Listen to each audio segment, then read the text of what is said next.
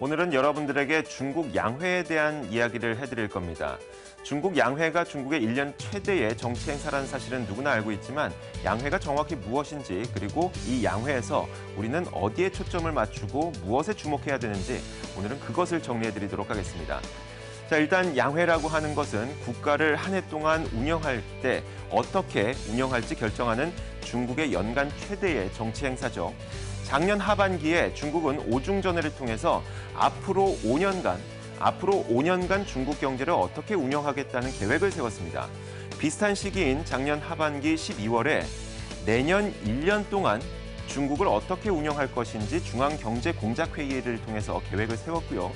이렇게 세운 계획을 가지고 지방 양회를 통해 올 1월과 2월 사이에 이런 국가 계획을 실현하기 위해서 우리의 성은 어떻게 경제를 운영하겠다 구체적인 계획을 세워놨습니다. 이렇게 세웠던 계획을 심의 의결한 이후에 정책 결정을 완벽하게 완료하는 자리가 바로 중국 양회입니다. 이 중국 양회는 전인대와 정협으로 이루어져 있다는 사실은 알고 있습니다. 전인대는 중국 인민대표대회를 일컫고요. 그리고 정협은 중국인민정치협상회의를 말하게 되죠. 전인대는 3월 5일부터 15일까지 총 11일간, 그리고 정협은 3월 3일부터 13일까지 총 11일간 이루어지게 됩니다. 그런데 이 전인대와 정협은 약간 성격이 다릅니다. 그 성격을 살펴보자면 정협은 정책 자문기관입니다.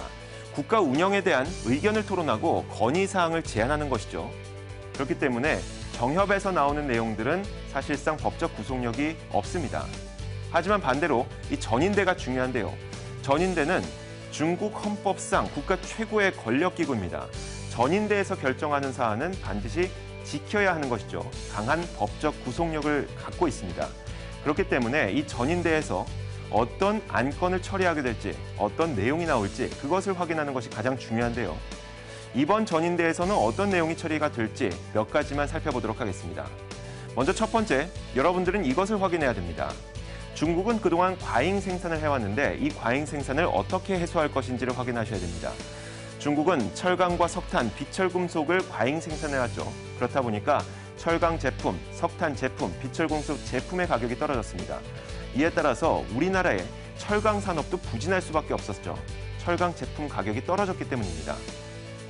그래서 만약에 이번 양회에서 어떻게 이 과잉 생산을 해결하기 위해 산업 구조 조정을 할 것인지 이 내용이 나와야 됩니다. 그리고 이 내용을 확인한다면 우리나라 산업에는 어떤 영향을 미칠 수 있을지도 확인할 수 있기 때문에 여러분들은 이 내용을 반드시 확인하셔야 됩니다.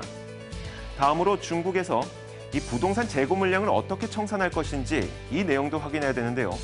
중국의 부동산 시장을 살펴보면 베이징이나 상하이 등 도시 지역은 부동산 시장이 과열되어 있는 반면에 지방의 중소도시는 건물만 올라와 있고 사람들이 살지 않는 유령 도시가 속출하고 있습니다. 그만큼 부동산 재고 물량이 많다는 것이죠. 우리나라나 중국이나 마찬가지로 부동산의 미분양 물량 혹은 재고 물량들은 경기 활성화를 가로막는 요인입니다. 그렇기 때문에 이런 부동산 재고 물량을 중국이 어떻게 처리할 것인지 반드시 확인을 하셔야 됩니다. 다음으로 감세를 통해서 중국이 경기를 부양하게 될 것인지 이 부분도 확인하셔야 되는데요. 올해 중국의 경기 부양책 화두는 감세가 될 것으로 보입니다.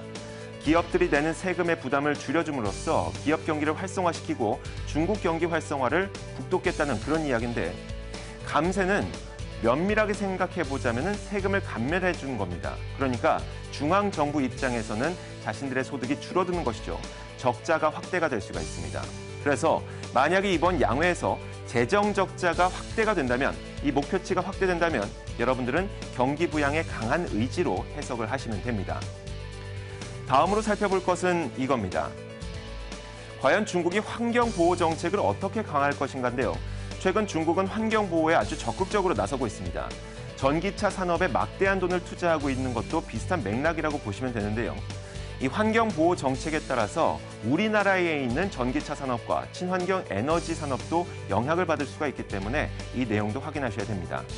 자, 마지막으로 중국이 자본시장을 어떻게 개방할 것인지도 우리는 반드시 체크해야 됩니다. 여전히 이 중국 자본시장은 충분히 개방되어 있지 않습니다. 위안화도 변동관리 환율제에 묶여있는 상황이죠.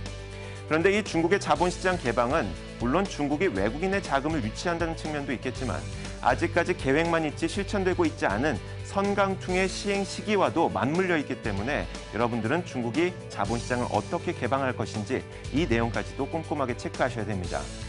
오늘은 중국 양회를 통해서 살펴봐야 될 것들 몇 가지를 살펴봤습니다. 지금까지 시장을 읽는 남자였습니다.